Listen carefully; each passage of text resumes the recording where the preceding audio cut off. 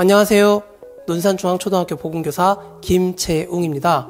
이번 연수 주제는 2020년 최신 매뉴얼이 반영된 심폐소생술입니다. 그동안 학교 현장에서 이루어졌던 심폐소생술 연수는 미국 심장협회 매뉴얼을 근거로 많이 이루어져 왔는데요. 미국 심장협회가 심폐소생술과 관련해서 가장 많이 연구를 하는 기관이기 때문입니다. 그래서 앞으로도 교직원분들이 받을 심폐소생술 연수는 미국 심장협회 매뉴얼을 근거로 할 것입니다. 이곳에서는 5년에 한 번씩 매뉴얼을 개정하는데요.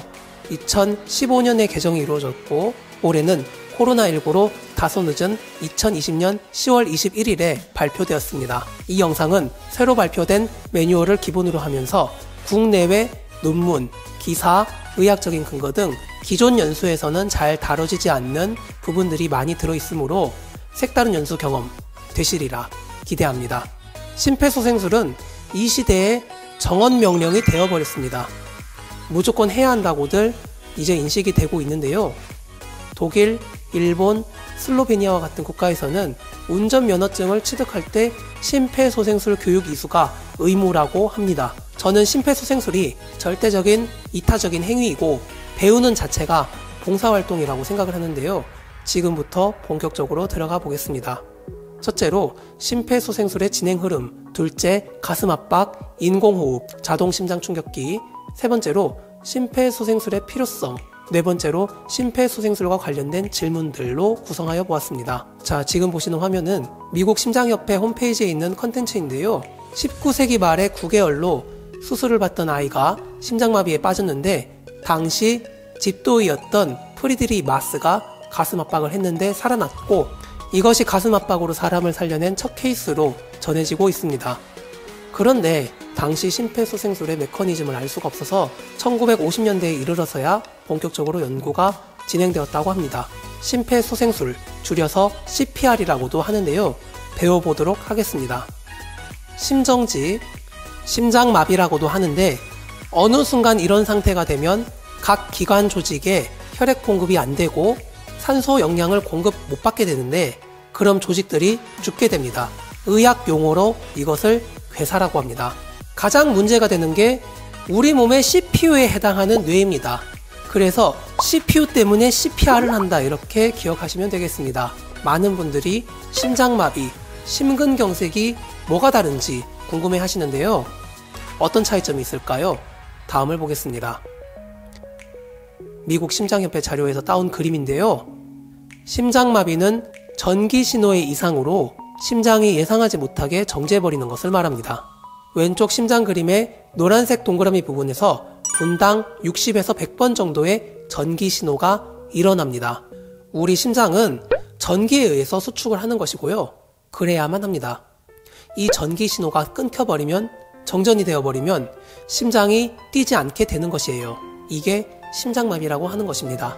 전기 신호가 끊어져서 생기는 것이니까 전기 충격을 줘야 하겠지요. 노란 동그라미를 다시 보실게요. 전기 신호가 화살표 방향으로 심장 아랫부분까지 쫙 퍼지는 게 정상인데 이게 안 되는 게 심장마비라고 다시 말씀드리겠습니다. 심근경색은요, 하늘색 동그라미와 같이 혈관이 막히는 것인데 이 혈관이 심장 자체에 혈액을 공급해주는 관상동맥이라는 혈관입니다. 심장도 산소 영양을 공급받아야 뛸 수 있는데요. 그게 안 되면 그 부위는 시간이 지남에 따라서 죽어버리게 됩니다. 끝이에요. 그래서 즉시 뚫리도록 해줘야 하겠지요. 심근경색은 시간이 지남에 따라서 심장마비로 진행됩니다. 어느 선생님이 이렇게 질문을 주셨어요. 심근경색이 혈관을 막아버리는 것인데 가슴 압박을 한다고 해서 사람이 살아날까? 네, 굉장히 좋은 질문인데요. 다음을 보실게요. 심폐소생술을 반드시 실시해야 합니다. 자동심장충격기도 쓰는 게 강력 추천됩니다. 왜냐면요, 심장 자체에 혈액을 공급해주는 관상동맥이 막혔다 할지라도 일단 뇌로는 혈액을 보내야 하고요. 그리고 잠시 후에 설명을 드리겠지만 가슴 압박을 해주는 자체가 심장이 완전히 멎어버리는 것을 늦춰주기 때문에 반드시 가슴 압박은 이루어져야 합니다. 가슴 압박도 하고 인공호흡과 제세동까지 하는 것입니다. 심폐소생술이라고 하면 보통은 가슴 압박, 인공호흡, 이렇게 두 가지만 생각을 하시는데요. 제세동까지 세 가지로 생각을 하셔야 합니다. 그리고 엄밀히 말해서 심폐소생술은요, 사람을 살리자는 것보다 아직 죽지 않은 사람에게 병원에 가서 치료를 받을 수 있는 기회를 주자는 것입니다. 심폐소생술 생존 사슬이라고 나오는데요. 발견한 즉시 119에 신고를 하고 가슴 압박, 인공호흡, 제세동을 통해서 앰뷸런스를 태워서 병원으로 보내자는 것이에요. 최종적으로 회복하게 되는 것이죠. 이 중 한 단계라도 빠지면 생존은 불가능해집니다. 심폐소생술은 붙잡아두기다, 시간 벌어주기다, 전문적 치료를 받아서 회복받을 기회를 갖게 하자는 것, 이렇게 이해하시면 되겠습니다. 그 중에서도 신고하고 가슴 압박, 인공호흡과 제세동 과정까지를 BLS라고 해서 기본 인명 구조술이라고 합니다. 4분이 골든타임으로 많이 알려졌는데요. 사실은 근거가 없는 이야기입니다. 사람을 대상으로 정말 4분이 골든타임인지 확인해본 실험이 공식적으로는 없다고 합니다. 20세기 초에 일본, 독일이 실험을 했는데 공식적으로 발표는 하고 있지 못하다, 이런 설이 있기도 하고요. 어떤 의학자는 심장이 마비된 사람이 얼마 동안 사는지 봤더니 10분 살더라, 이렇게 발표를 했다가 매장당하기도 했다고 합니다. 하지만 심정지가 왔을 때 지체함 없이 가능한 빨리 심폐소생술을 실시해야 뇌를 살릴 수 있다는 데는 이해의 여지가 없습니다. 심폐소생술의 흐름도를 보겠습니다. 먼저 현장 안전부터 확인을 해야 합니다. 본인의 안전이 가장 중요하니까요. 그리고 어깨를 두드리는 식으로 자극을 줘서 반응을 확인하고 누군가를 지목해서 큰 소리로 도움을 요청하고 휴대전화로 119에 신고를 하고 다른 누군가가 자동 심장 충격기를 가지고 오게 합니다. 여기까지는 2010년, 2020년 매뉴얼 다 똑같습니다. 자, 그런데 2010년 버전에서는 정상적으로 호흡을 하는지 확인을 했습니다. 숨결이 손에 느껴지는지 혹은 뺨에 느껴지는지 가슴이 올라오는지 확인을 하고 무호흡이나 심정지 호흡이라는 게 관찰되는 게 아닌지 체크해 보라고 했는데요. 호흡이 있다면 응급구조자가 도착할 때까지 기다리고 호흡이 없다면 심폐소생술을 실시하라고 했습니다. 맥박 확인은 하지 않았고요. 2020년 버전에서는 호흡 확인을 하지 않는 것으로 바뀌었습니다. 심정지가 의심된다면 바로 심폐소생술을 실시하라고 바뀐 것입니다. 이전처럼 호흡을 확인하지 말고 딱 보고 이 사람 심정지인 것 같다 싶으면 바로 가슴 압박부터 시작하라는 것인데요. 그렇다면 심정지가 의심된다는 걸 어떻게 알 수 있는지 말씀드리겠습니다. 다음을 보시죠. 애리조나 주립대학교 의과대학 홈페이지에 나와 있는 글입니다. 여기에 보시면 심정지를 알아내는 방법이 제시되어 있는데요. 첫째로는 괜찮아 보이던 사람이 갑자기 쓰러지는 걸 보거나 그런 소리를 들었을 경우, 둘째로 자극을 줘서 반응이 없다면 심정지로 가정하라고 합니다. 쓰러지는 것을 보거나 그런 소리를 들었거나 자극을 줘서 반응을 확인했는데 어떤 반응도 없더라. 특히 대상자가 쓰러지면서 극심한 가슴 통증, 안절부절하지 못하는 모습, 식은땀을 흘리는 모습을 보았다면 얼른 주위 사람에게 119에 신고를 하도록 좀 부탁을 하고 가슴 압박을 실시하는 것으로 바뀐 것입니다. 왜 이렇게 바뀌었는지 그 근거를 제시하는데요. 대상자가 심정지에 빠지지 않은 상황에서조차 가슴 압박을 받아도 그렇게 위험하지 않다는 게 밝혀졌다는 것입니다. 자, 심장이 뛰기 때문에 가슴 압박이 불필요할지라도, 그리고 괜히 가슴뼈를 부러뜨릴지라도 심폐소생술을 늦추는 것보다는 훨씬 낫다는 것입니다. 이것은 보건교사를 제외한 교직원들 모두에게 해당되는 매뉴얼이고요. 보건교사들은 다음과 같이 해주시면 되겠습니다. 의료인으로 이런 훈련을 계속적으로 받아왔기 때문에 10초 이내에 호흡과 맥박을 동시에 확인해야 한다. 자, 이것은 이전과 동일합니다. 가슴 압박을 30대 2, 어쩌면 30번보다 더 많이 눌러야 하는 이유가 있는데요. 연구자들은 이렇게 동물을 대상으로 연구를 한답니다. 제가 어느 논문에서 발견한 그림인데요.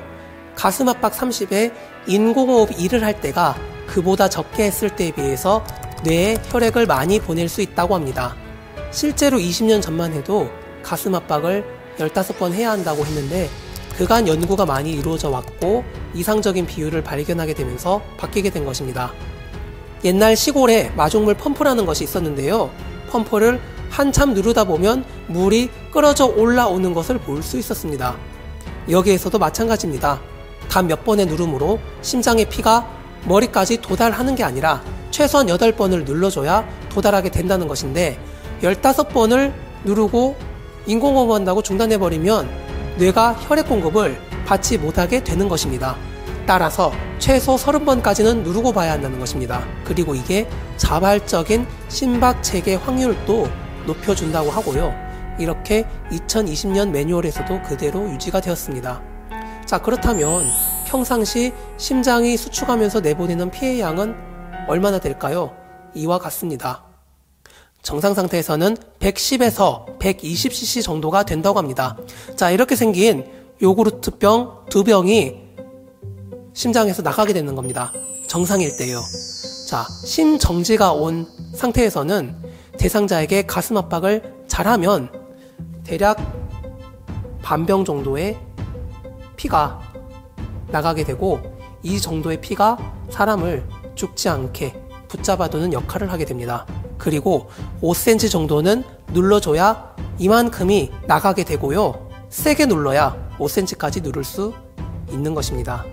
이 연수를 듣고 계시는 건강한 교직원분들의 심장은 회당 이만큼의 혈액을 심장 밖으로 내보내고 있습니다. 한 모금 정도 될 것 같습니다. 중요한 포인트를 말씀드리겠는데요.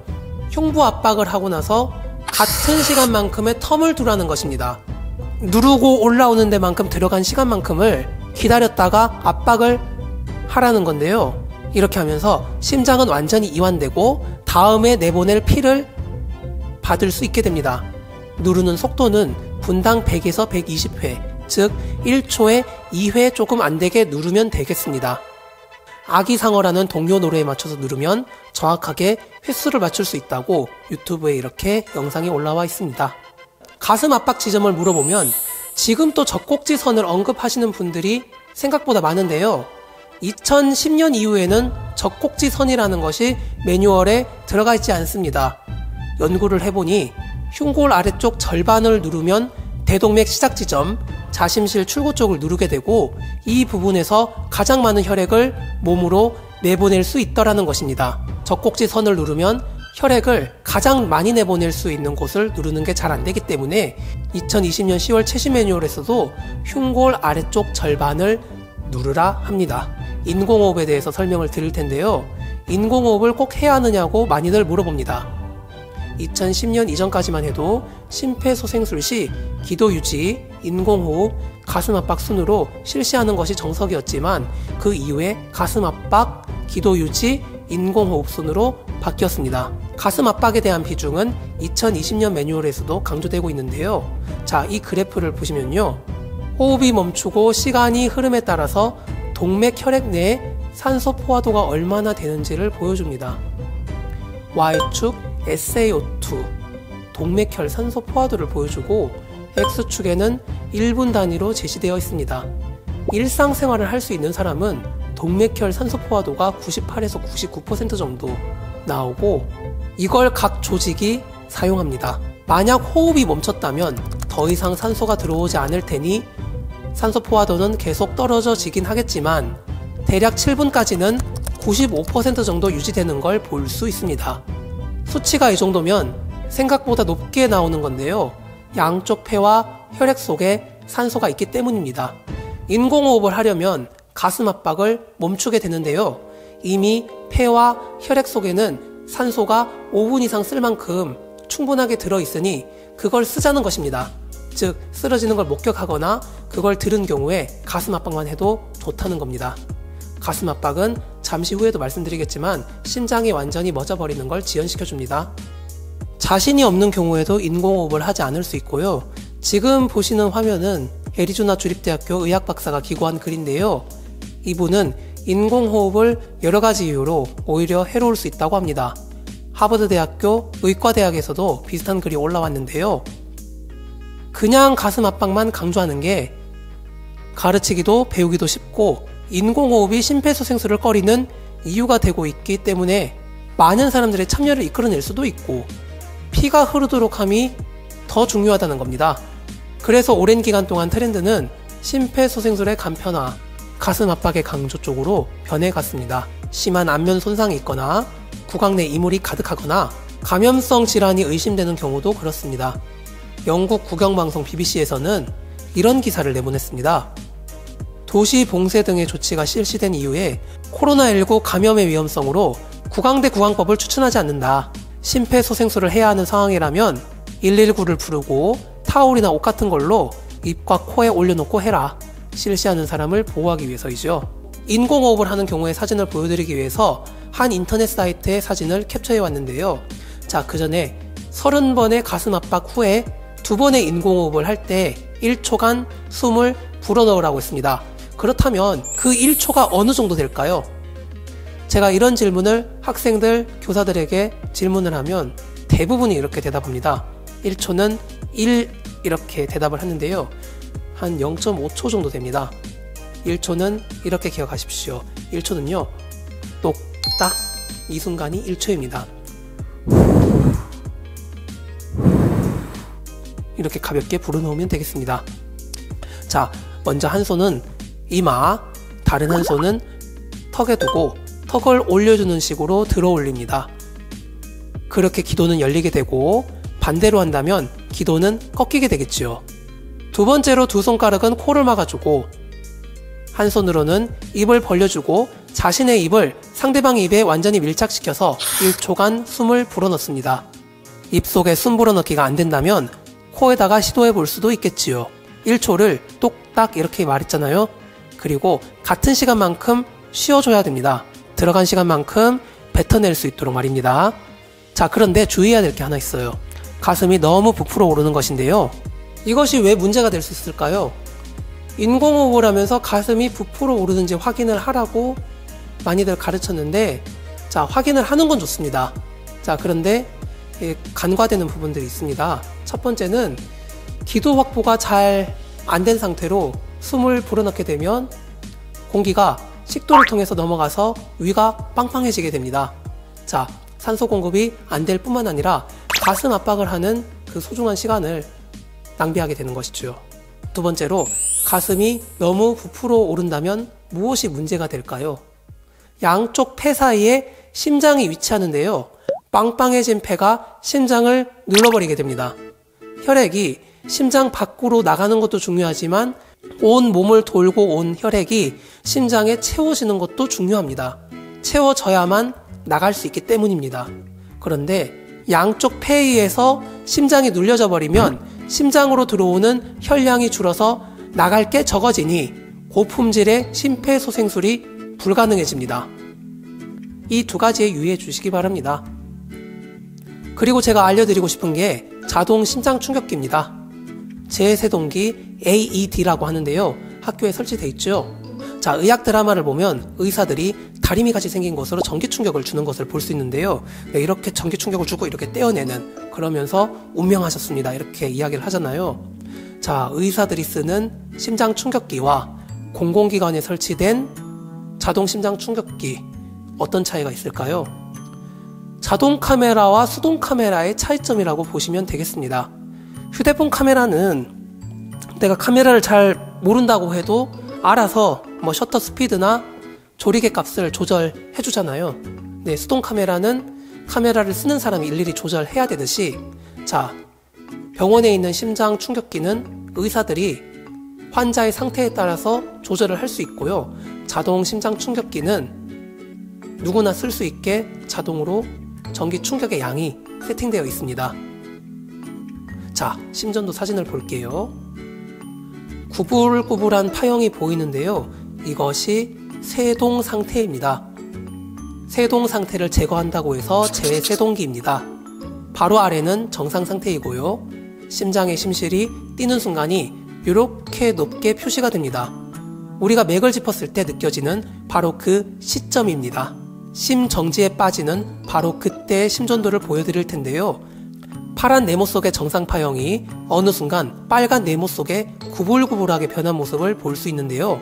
이걸 정확히 말하자면 우리가 심장마비라고 하는 것은 심장이 완전히 정지해버린 것이 아니라 심장의 정상적인 기능이 마비된 상태, 즉 이렇게 부들부들 심장이 떨리기 때문에 혈액을 심장 밖으로 박출을 해내지 못하는 그런 상황으로 이해를 하시는 게 좀 더 정확하고요. 그때 심전도가 이 모습입니다. 부들부들 떨리는 정도가 점점 약해지면서 결국 가만히 있는 상태, 직선 상태가 되지요. 삐 하는 모습 떠오르시죠? 그거 맞습니다. 세동 상태가 되고 8분쯤 지났을 때를 1분쯤 지났을 때와 비교해보면 어떤 차이가 있는가요? 시간이 지남에 따라서 파형의 높낮이가 확연하게 줄어드는 것을 알 수 있습니다. 그런데 노란색 네모를 봐주세요. 세동 상태가 되고 9분 30초쯤 지났을 때인데요. 파형의 높낮이가 하늘색 네모, 즉 1분 30초 전과 비교해서 좀 커졌습니다. 이건 흉부 압박을 했기 때문입니다. 이렇게 흉부 압박만으로 심장이 완전히 정지해버리는 것을 지연시켜버릴 수 있습니다. 자, 평상시라면 심장이 이렇게 뛰어야 하는데 심장마비로 탁 쓰러졌을 때는 심장이 완전히 정지해버리는 게 아니라 이렇게 부들부들 떨리다가 그 세기가 점점 약해지고 삑 하게 되는 것이에요. 자, 그렇다면 제가 질문 하나 하겠습니다. 가슴 압박을 하는 중에 어느 순간부터 입에서 피가 뿜어져 나오는 경우라면 어떻게 해야 할까요? 아마 뼈가 부러지면서 폐를 찌르지 않았나 생각해 볼 수 있는데요. 충분히 이거 그만해야 하는 거 아닌가라는 생각이 들 수 있습니다. 자, 고민될 수 있죠. 가슴 압박을 멈추지 않는 게 맞습니다. 네, 끝까지 해야 됩니다. 자, 그래야만 심장이 완전히 정지해버리는 것을 막을 수도 있고 뇌로 혈액을 보낼 수 있기 때문입니다. 자, 그리고 다음을 보시면요. 자, 4개의 파형이 제시되어 있습니다. 사람이 쓰러지고 얼마 안 돼서 흉부 압박과 더불어 전기 충격까지 주면 맨 아래 파형과 같이 다시 정상 파형으로 돌아올 확률은 높아지고요. 그 시간이 지체될수록 맨 위의 파형과 같이 그 확률은 떨어지게 됩니다. 이제 심폐소생술의 목표를 명확하게 할 수 있겠습니다. 흉부 압박은 심장이 완전히 정지해버리는 걸 지체시키고 이 상태에서 자동 심장 충격기로 전기 충격을 줘서 정상 리듬을 회복 가능성을 높이는 것이라고요. 심폐소생술 자체가 사람을 살리기 위한 것이라기보다는 병원에 가서 전문 치료를 받을 수 있도록 사망하지 않도록 지연시키는 것이라 볼 수 있겠습니다. 사용 방법을 알려드릴 텐데요. 먼저 전원을 켜야 하겠죠. 자, 퀴즈를 내겠습니다. 자, 패드를 가슴에 부착하고 케이블을 기계에 꽂을까요? 아니면 케이블부터 기계에 먼저 꽂고 패드를 가슴에 붙일까요? 자, 어느 경우일까요? 헷갈려 하시는 분들 많습니다. 정답은 패드를 먼저 붙이는 것입니다. 그 후에 케이블을 기계에 연결하는 것이에요. 자, 패드에 그림이 그려져 있을 텐데 그대로 붙이시면 됩니다. 자, 왜냐하면 케이블을 기계에 꽂는 순간 기계는 바로 심장을 분석해 들어가기 시작합니다. 네, 한시가 급하기 때문이죠. 자, 그렇다면 패드를 들고 있는 내 심장의 리듬과 섞이게 되겠지요. 네, 정확하게 판단을 할 수가 없습니다. 그래서 먼저 패드부터 부착을 시키고 케이블을 꽂으면 기계가 대상자의 심장 리듬만 분석하는 게 가능해집니다. 전기 충격이 필요한지 분석에 들어갈 텐데 그동안은 당연히 떨어져 있어야 또 자기 거랑 섞이지 않겠지요. 그 후에 자동 심장 충격기는 전기 충격이 필요하다 판단되면 충전을 할 것이고 버튼을 누르라고 하면 누르면 됩니다. 이 순간에 흐르는 전기의 양은 2000V 정도가 되는데요. 사람을 죽일 수도 있는 동시에 살릴 수도 있는 정도이므로 분석해야 할 때와 전기 충격을 줘야 할 때는 반드시 대상자 몸에서 떨어져야 합니다. 자동 심장 충격기는 반드시 대상자에게 붙여 놓아야만 하는 것입니다. 주기적으로 이게 대상자의 심장을 분석해서 전기 충격을 줄지 말지 판단하게 되거든요. 자, 심폐소생술을 할 때 전기 충격 또한 반드시 이루어져야 하는 것이라고 말씀드리겠습니다. 자, 질문을 추가로 하나 더 드려볼게요. 척추가 골절된 걸로 보이는 사람에게는 심폐소생술을 어떻게 해야 될까요? 높은 곳에서 떨어졌다든지 자, 척추 손상 환자는 구급차가 오기 전까지는 절대로 움직이지 않도록 해야 된다고 응급처치법에 나와 있는데요. 이 경우에도 가슴 압박은 해줘야 됩니다. 불필요한 움직임만 일으키지 않으면서요. 심정지로 사망한 사람의 진단서인데요. 상세불명의 심장정지라고 나옵니다. 상세불명이란 말은 일반적으로 어떤 질병인 것 같으면서도 정확히 맞아 들어가지 않는 경우에 붙이는 말입니다. 확신하기 어렵다는 것이죠. 그리고 심정지가 가정에서 발생하는 비율이 전체 50%가 넘어갑니다. 가정이라면, 그것도 혼자 있는 상황에 심폐소생술을 해줄 수 있는 사람이 없다면 사망의 위험성은 더 올라가게 되겠지요. 자, 엄밀히 말하자면 멀쩡한 사람은 절대로 죽지 않습니다. 네, 멀쩡해 보이던 사람이 죽는 것이지요. 스트레스나 다른 어떤 이유에 의해서 부정맥이 생겼거나 심장 자체에 혈액을 공급하는 관상 동맥이 막히는 심근경색이 있거나 원인은 다양할 수 있습니다. 문제가 어느 순간 훅 나타나기 때문에 소리 없는 살인자다, 이런 별칭도 있는데요. 평소에 가능한 한 관리를 잘 하셔야 할 이유입니다. 그리고 이런 사람들 보면 가장 활동을 많이 하는 나이대에 분포해 있습니다. 2020년 7월 16일에 나온 기사입니다. 심정지가 온 사람이 이전에 어떤 문제를 가지고 있었던 간에 병원 도착 전에만 심폐소생술을 받으면 생존율이 46배나 올라간다고 합니다. 주목할 만한 것은 의료 지식이 없는 일반에게서 심폐소생술을 받으면 46.4배, 전문가에게 받으면 47배로 거의 차이가 나지 않는 것을 보여줍니다. 그래서 혹시나 배운 지가 오래돼서, 아니면 난 전문가가 아니라서 실수를 해버리면 어떻게 하나, 이런 생각 하실 필요가 없습니다. 뿐만 아니라 요즘에는 119에 전화를 하면 절차를 잘 안내해 줍니다. 가르쳐 주는 대로만 그대로 따라 하시면 돼요. 아까 전에도 말씀드렸지만 가슴 압박을 하면서 자칫 뼈를 부러뜨려도 이게 생명을 위협할 정도로 위험한 게 아니기 때문에 누구든 심정지로 쓰러진 사람을 발견하는 즉시 심폐소생술을 해야 한다고 생각하시길 바라겠습니다. 자, 이렇게 심정지 후 병원 도착까지 걸리는 시간이 짧을수록 환자의 생존율도 높게 나오는데요. 당연한 거겠죠. 전문 치료를 빨리 받을 수 있으니까요. 자, 다음을 보실게요. 미국 국립생물정보센터 발표 자료인데요. 심정지 후 심폐소생술을 했을 경우와 하지 않았을 경우 시간이 지남에 따라서 생존율이 어떻게 되는지 설명하는 부분을 제가 그래프로 그려봤습니다. 이러합니다. 시간이 흐름에 따라서 생존율이 낮아지는 건 두 경우 다 마찬가지인데, 그래도 심폐소생술을 하면 분당 3에서 4%씩 감소하는 생존율이 심폐소생술을 하지 않으면 7에서 10% 정도로 2배나 더 낮아진다고 합니다. 그래서 꼭 하시길 당부드리겠습니다. 자, 심폐소생술과 관련해서 많은 분들이 궁금해하시는 점에 대해서 이야기 나눠볼 텐데요. 애리조나 주립대학교 의과대학교 홈페이지에 올라온 자료를 참고로 해보겠습니다. 자, 심폐소생술을 하는 중에 짧게 소리내는 호흡, 헐떡이는 호흡 증상을 보이면 심폐소생술을 멈춰야 할까요? 안 된다고 합니다.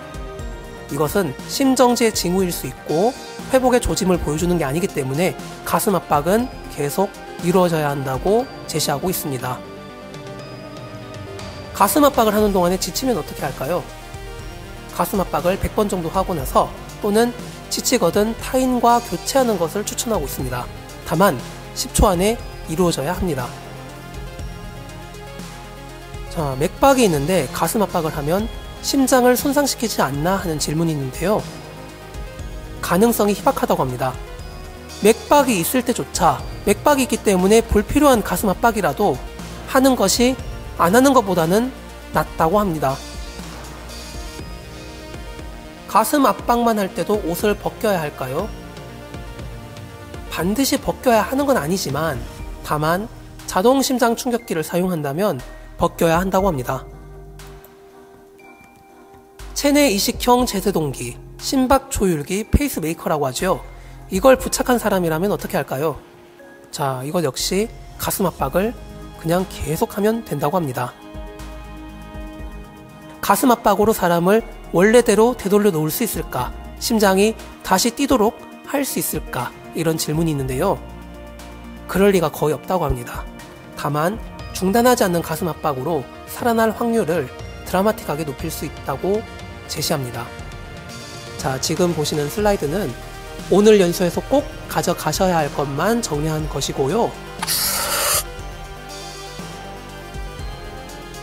자세는 실습을 하시면서 교정을 받아보시는 게 가장 효과적이기 때문에 길게 말씀드리지는 않겠습니다.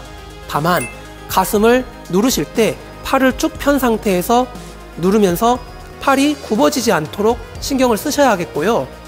자, 이 손꿈치 부분으로 가슴을 압박하는 것입니다.